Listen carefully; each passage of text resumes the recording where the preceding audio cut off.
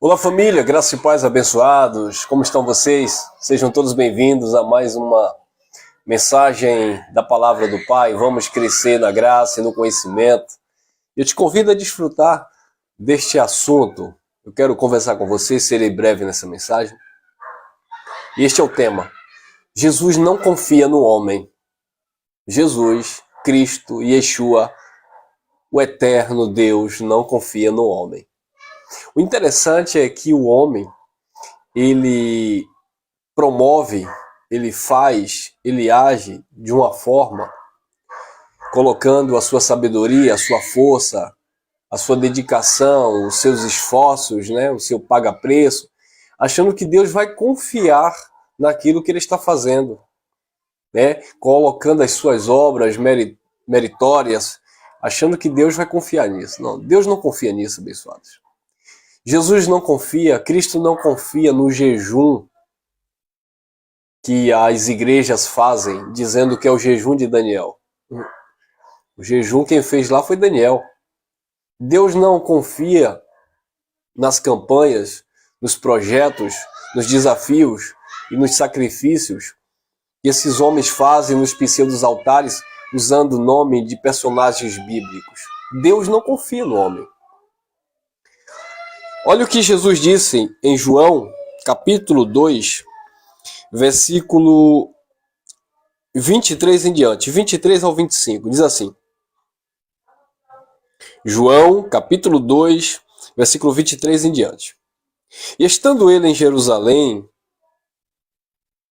pela Páscoa, durante a festa, muitos vendo os seus sinais, creram em seu nome. 24. Mas o mesmo Jesus não confiava neles, porque a todos conheciam, e não necessitava de que alguém testificasse do homem, porque ele bem sabia o que havia no homem.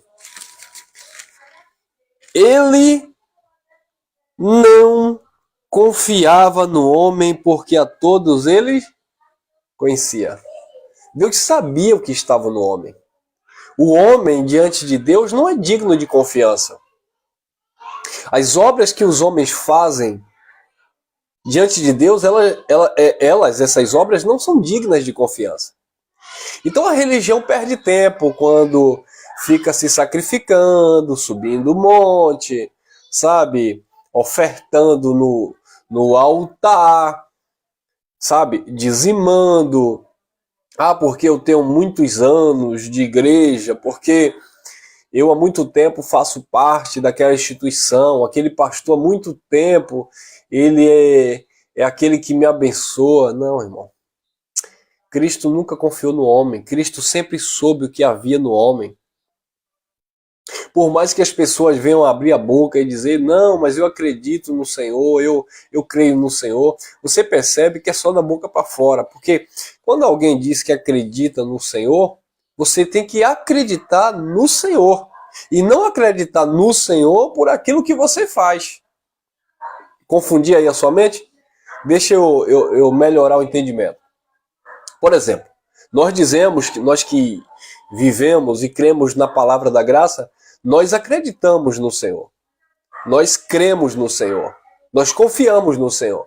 O que é acreditar, o que é confiar, o que é crer no Senhor? É crer nos feitos dele por nós. Eu não estou em uma posição de salvo porque eu paguei o preço para ser salvo. Isso é confiar no Senhor. Agora, o que é confiar em si mesmo?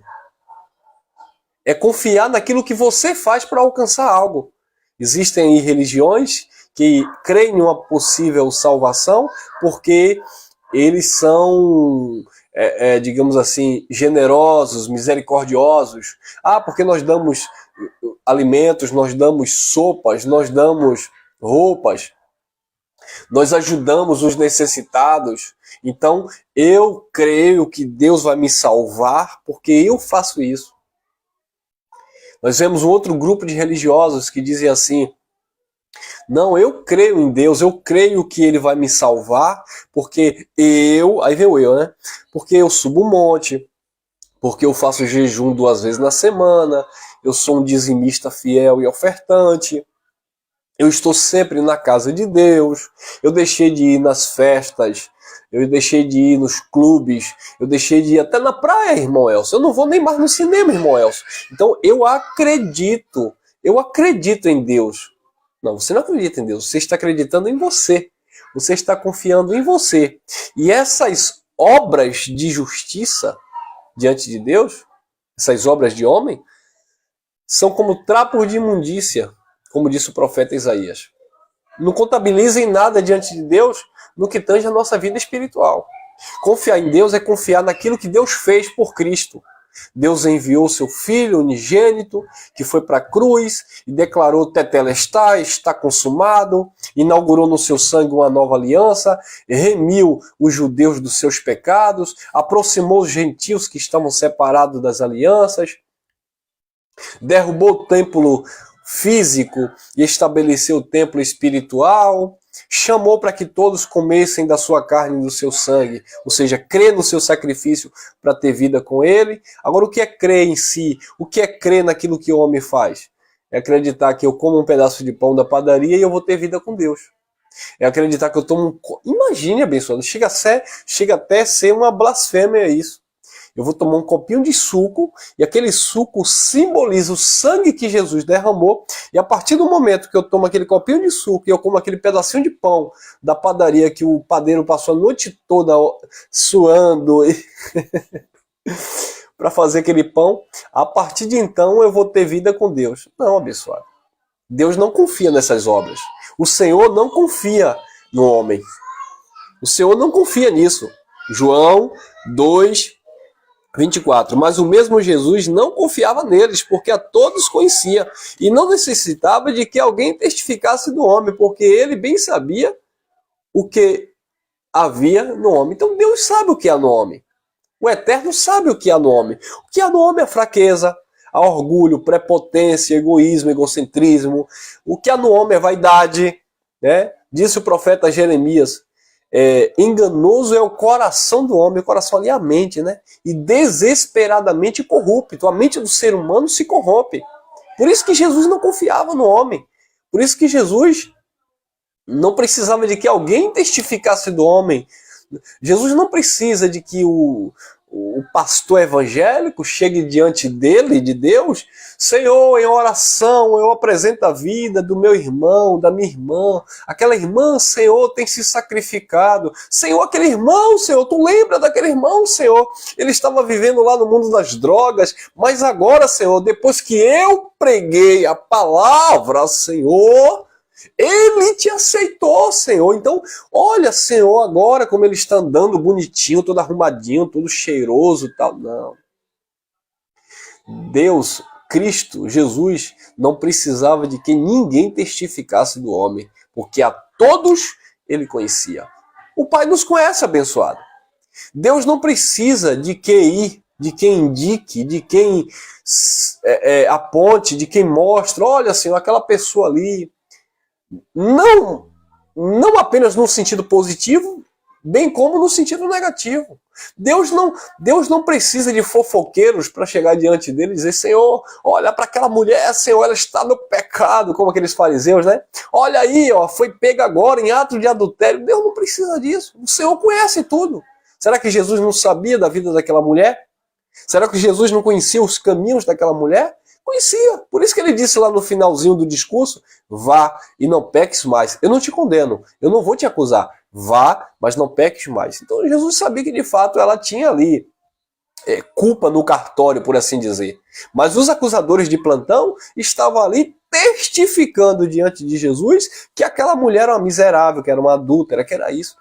E o Senhor não confia no homem, porque o Senhor não precisa de alguém que testifique do homem: olha, aquele é bom, aquele é mau. Olha, Senhor, eu acho, Senhor, que aquele ali é teu filho, ó Senhor. Já aquele ali, eu acho que aquele ali não é teu filho, Senhor. Eu suspeito que aquele ali não é teu filho. Queridos, não se preocupe com isso. Deus sabe quem é quem. Eu vejo muitas pessoas em graça preocupadas, dizem assim: eu acho que aquela pessoa ali não é filho de Deus, não. Ah, eu acho que aquela pessoa é filho de Deus. Meu irmão, não adianta você se preocupar com isso, não adianta eu me preocupar com isso, porque nós não sabemos. Só o Pai conhece, só Deus sabe quem é quem. Nós não carregamos um nome na testa, eu sou filho de Deus e eu não sou filho de Deus. Eu sou filho da salvação e outro, eu sou filho da perdição. Não existe isso. É claro que Jesus falou no seu ministério terreno, pelo fruto conhecereis a árvore. A gente vai identificando alguns comportamentos, algumas ações, algumas atitudes que de fato denuncia, pelo menos para quem ele está se inclinando, ou para o espírito ou para a carne. Agora a questão de se é filho da salvação ou se é um vaso de desonra, um filho da perdição, só o Eterno sabe. E Deus não precisa do homem, nem da religião, nem da igreja, nem do pastor, nem do padre, nem disso e daquilo, para dizer, não, esse é bom, esse é santo, esse é perfeito. Não, abençoados. Até porque, Paulo falando aos Romanos, no capítulo 8, versículo 16, diz que o mesmo Espírito testifica no nosso espírito que nós somos filhos de Deus. Gálatas 4,6 diz, e porque sois filhos, Deus enviou aos vossos corações o Espírito de seu Filho que clama, Abba, Pai. Então, os filhos de Deus, eles têm o Espírito e eles têm esta conscientização de que são filhos. Mas eles não podem se utilizar desta consciência de filho para, sabe, achar e se promover diante de Deus pelos seus feitos, por suas obras, porque não é por obras que nós temos alcançado esta graça maravilhosa de conhecermos o Senhor. Então o que a religião faz? A religião, desculpa a expressão, enfia a goela abaixo as obras, né? Os afazeres religiosos, as liturgias, para quê? Para ocupar o Filho de Deus nessas coisas, e aí deixa o Filho de Deus sem vida, que sufoca a vida. O Filho de Deus muitas vezes não pode passear, não pode se vestir do jeito que deseja, não pode cortar o cabelo do jeito que quer, não pode ir ao cinema, não pode praticar um esporte, não pode fazer nada, porque a religião o ocupa, sabe? Porque amanhã tem que se fazer jejum, porque sábado que vem tem monte, porque sexta-feira que vem tem oração forte 3 da manhã, porque na próxima semana tem a campanha, porque no próximo mês tem o desafio, e aí começa a carregar o povo de Deus, e o povo de Deus acaba acreditando que aquilo ali é uma vida com Deus, e aquilo ali não é uma vida com Deus. Vida religiosa, vida de escravagismo, sabe, entre 4 paredes, dentro de instituição, não é vida com Deus, abençoado. Vida com Deus é liberdade de espírito, é usando a liberdade não para dar ocasião à carne, mas para desfrutar de fato das bênçãos do Eterno, que enriquece e não acrescenta dores, traz saúde para a tua alma, traz paz para o teu espírito, traz descanso, abençoado. Isto é a palavra do Pai, isso é o Espírito, isso é confiar no Senhor e não confiar em si mesmo. Então, por mais que o homem venha se esforçar, se dedicar, se abdicar, ele não vai, sabe, diante de Deus, ele não vai convencer Deus de que ele é justo o suficiente, de que ele tem créditos, méritos diante de Deus. Então, o que é que a religião ensina? Olha, desafia Deus aí, Tem gente que coloca Deus na prova, você sabia? Senhor, eu me sacrifiquei, eu coloquei lá no altar, eu dei aquilo que o Senhor pediu, mas não foi o Senhor que pediu. O que pediu foi o pastor, quem pediu foi o líder religioso, mas ele acredita que foi Deus que pediu. Eu lembro que uma vez, quando eu fazia parte do sistema, eu fui em um tal de um encontro, né? Um encontro, sabe, que era muito secreto, que não podia falar para as pessoas, para outras pessoas despertarem o desejo também de ir a esse encontro. E lá nesse encontro, ninguém podia conversar, apenas confessar para os líderes religiosos, a saber, os pastores, sabe? Era um momento ali que você ficava 3 dias em isolamento ali, sabe? E conversava com Deus e orava, e a trombeta tocava, eles tocavam aquele chofá que chama, né? E aí vinha os horários marcados, 6 da manhã, acho que meio-dia, 6 da tarde, meia-noite, e aí vinha, e tinha aquele momento ali de louvor, aquele momento ali de êxtase, de comoção, de emocionalismo, e ali no final daquele encontro tremendo, aí você tinha que sacrificar algo que você tinha de mais valioso para com Deus, você tinha que dar para Deus, Dá para Deus aquilo que você possuía, que você estava ali dentro daquele encontro, daquele período ali. O que foi que você levou para aquele encontro? Porque você levava geralmente roupa, aliança, corrente, seja de ouro, de prata, ou não sei, de aço. O que você tivesse ali de valioso no seu corpo, no final daquele encontro tremendo, você tinha que sacrificar isso a Deus. Você tinha que chamar a atenção de Deus, você tinha que comprar Deus com aquilo. Tá?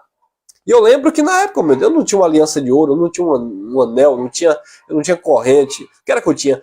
Eu lembro como hoje, na época, eu tinha uma camisa de marca, não vou dar a marca da camisa, mas era uma camisa de marca, uma camiseta, né? Decotada e tal, mas era uma camiseta de marca, conhecida.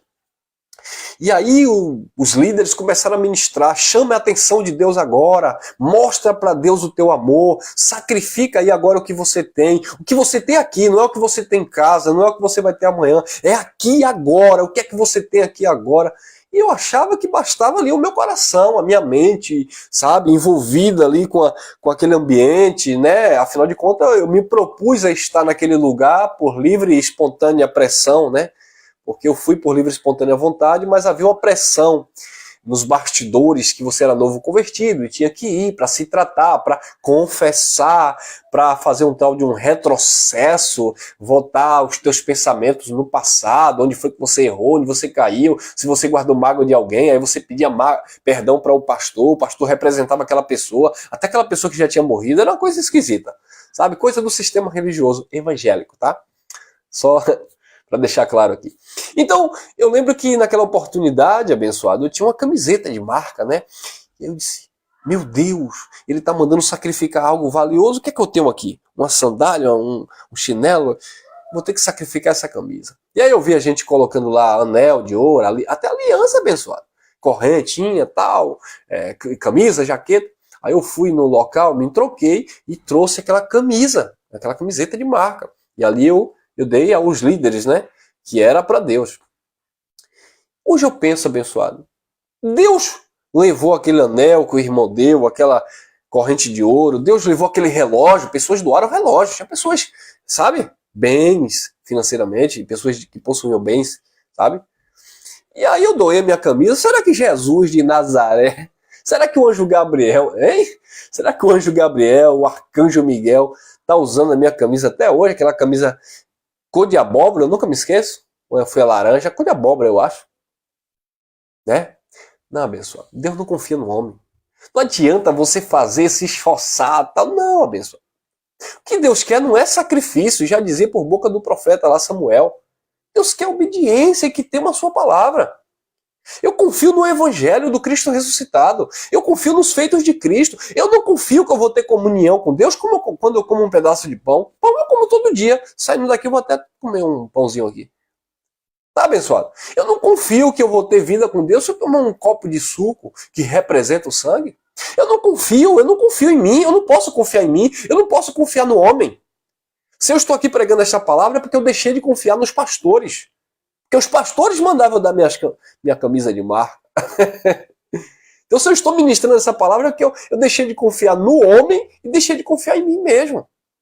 Então Paulo disse que eu diminua, melhor dizendo, quem disse isso foi João Batista, que eu diminua e que ele cresça. João Batista disse isso. Paulo disse o seguinte, vivo não mais eu, mas Cristo vive em mim. Olha que coisa linda, né, abençoado? Já estou crucificado para o mundo está crucificado para mim. A minha vida pertence ao eterno. Então eu confio nos feitos de Cristo.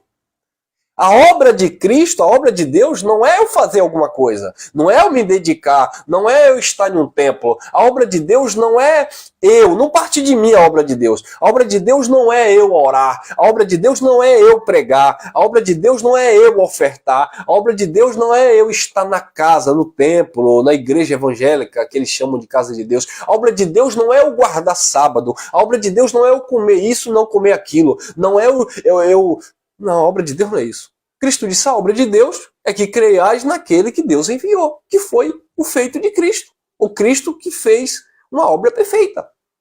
Então isso é confiar em Deus e não confiar no homem. Então quando os homens se esforçam achando que Deus vai confiar nos feitos dele, coitado desse homem.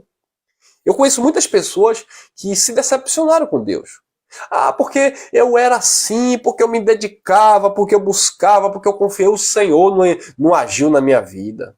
E hoje andam tudo fora, né, da comunhão, da palavra, não tem vida, são desviados, como eles chamam, são desviados do evangelho, do evangelho eles são desviados mesmo, mas eles se desviaram também do sistema, pelo menos se desviaram do sistema. Mas enfim, vivem as suas vidas agora. Por quê? Porque eles confiavam nos seus feitos. É porque eu me consagro, porque... Olha aqui, irmão!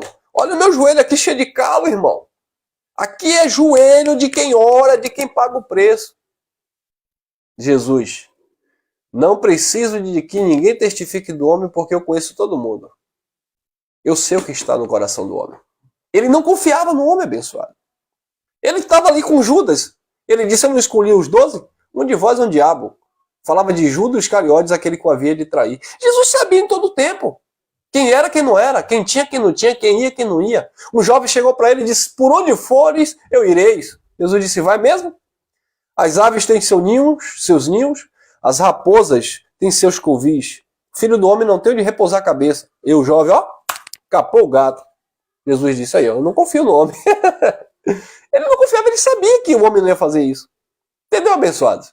Então, a nossa vida com Deus não é naquilo, não é baseado naquilo que eu faço para com Deus, é naquilo que Deus fez para comigo. Então, crer no Evangelho é crer naquilo que está escrito, naquilo que o Pai fez por Cristo, ou por meio de Cristo. Não é crer porque eu faço alguma coisa. Eu não preciso fazer alguma coisa para crer em Deus, entenda isso. Vou ser bem claro aqui, você não precisa ir em um templo, você não precisa dar nada para Deus, você não precisa sacrificar, você não precisa comer pão, você não precisa tomar suco, precisa para encher a barriga, né? Eu falo nesse sentido místico religioso. Você não precisa evangelizar, dar folheto, você não precisa pregar, você não precisa orar, você não precisa de absolutamente nada disso para pertencer a Deus. Porque você pertence a Ele não é por isso, ou por essas coisas que você fez ou faz. Você pertence a Ele por causa dele mesmo. Ele nos escolheu antes da fundação e da criação do cosmos. Ele nos chamou em amor. Ele predestinou o seu povo. Ele chamou com a santa vocação. Nós estamos perfeitos, abençoados. Espíritos totalmente ligados ao eterno. Não há maldição sobre as nossas vidas, não há condenação. As coisas velhas se passaram, falando lá do judaísmo, da lei. Ele fez uma coisa nova na vida dos judeus. Nós nascemos debaixo desse pacto novo, pacto eterno. Então tudo foi ele, eu fiz o quê? Ah, mas eu aceitei, você não aceitou nada. Ah, mas eu dei, você não deu nada, você não fez nada. Davi disse, tudo que te damos, Senhor, é porque vem de ti. Tudo que somos e temos é dele, porque dele, por ele, para ele são todas as coisas. Disse Paulo, nele nos movemos, existimos, respiramos, tudo é por meio dele. Deus não é servido, disse o apóstolo Paulo lá em Atos, capítulo 17, nos versículos 22 em diante. Deus não é servido por mão de homens como que necessitando de algumas coisas, de alguma coisa. Porque Paulo via ali os cretenses, que eram extremamente religiosos, e se prostravam diante de altares, e tinha um altar lá ao Deus desconhecido. Paulo disse, olha, o Deus que vocês não conhecem, que vocês honram, sem conhecer, esse é o Deus que eu prego. O Deus que fez os céus e a terra, criador de todas as coisas, não habita em templo feito por mãos de homens, nem tampouco é servido por mãos de homens, como que necessitando de alguma coisa. Porque ele é dono da vida, dono da respiração, dono da nossa existência. Foi isso que Paulo falou. Amém, abençoados? Fique aqui com essa reflexão. E aqueles que vão entrar no canal pela primeira vez, que vão acompanhar essa mensagem, e os novos também. Querido, nós somos quem somos pela graça do Pai. Deus não confia nos teus feitos. Deus não confia nos meus feitos. Não há absolutamente nada que eu venha a fazer para me aproximar de Deus, bem como não há nada que eu venha a fazer para me afastar de Deus. Somos quem somos por sua graça. Agora a palavra dele ministra em nós e ele vai nos direcionando o caminho perfeito, que é ele mesmo. A direção, o entendimento, sabe? O passo a passo, de glória em glória, de fé em fé, o entendimento vem, a inteligência espiritual se manifesta. E aí nós vamos vivendo, reinando em vida, descansando no Pai. mas não confiando, porque eu orei, porque eu jejuei, porque eu paguei, porque eu dizimei, porque isso, porque aquilo. Não, abençoado, isso é coisa da religião, tá bom? E Deus não confia no homem. Deus não confia numa instituição religiosa, Deus não confia num crachá de pastor. Nós estamos mais vendo aí, são pastores aí, sendo pego aí, sabe, em situações aí erradas, né? Em situações aí constrangedoras. E bem como qualquer liderança religiosa. Então Deus não confia no homem, tá bom? Mas que a tua mente, o teu coração esteja confiante nele. E que o Pai esteja olhando para cada um de nós, que o Espírito do Pai em nós esteja se alegrando dessa nossa confiança que temos nele e não em nós mesmos e não no outro. Para de confiar no outro, para de confiar no político, para de confiar no pastor, para de confiar na esposa, para de confiar no marido, para de confiar no filho, Você não tem que confiar nem na sua sombra, que às vezes ela está do lado direito, quando você percebe ela já está do teu lado esquerdo. Confiar só em Deus. Ah, irmão Elson, mas você está falando de uma forma agora que parece que eu não vou dar um voto de confiança a ninguém, eu não tenho amizade, eu não tenho pessoas. Não, eu tenho. Nós temos. Nós somos famílias, tá? Eu estou me referindo ao cuidado do Pai. Ninguém terá um cuidado por sua vida maior do que Deus tem por você, tá bom? Não é teu patrão, não é sua esposa, não é seu marido, não é seu filho. Ninguém cuida melhor de você do que Papai do Céu. Ninguém cuida melhor de mim do que Papai do Céu, tá bom? Então a nossa confiança está nele. Não estou dizendo com isso que nós não temos amigos, pessoas dignas de confiança. Até que nos prove o contrário, temos. Mas quando passamos a entender esse sentido espiritual concernente ao reino de Deus, a nossa confiança está no trono da graça de Deus. Amém? Graça e paz, graça eterna. Obrigado vocês aí nos comentários. Compartilha aí, deixa teu like, tá bom? Se não é inscrito, se inscreva aí. Para quem está chegando agora, novo no canal, eu sou teu irmão em Cristo, Elcio Jesus, falamos aqui da Bahia. Lauro de Freitas, nós temos uma reunião aos domingos no bairro de Itinga, na rua Santa Cecília, ao lado da DL Material de Construção. Todos os domingos, às 9 da manhã, estamos ali nos reunindo como igreja, ministrando uma palavra, louvando ao Eterno e confiando, não em nós, mas nos feitos dele. Amém? Graça e paz, graça eterna.